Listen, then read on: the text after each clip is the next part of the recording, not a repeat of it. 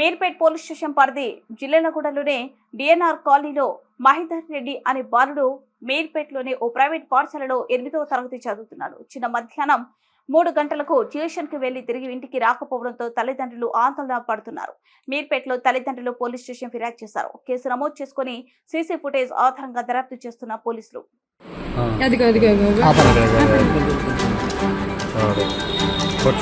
బండి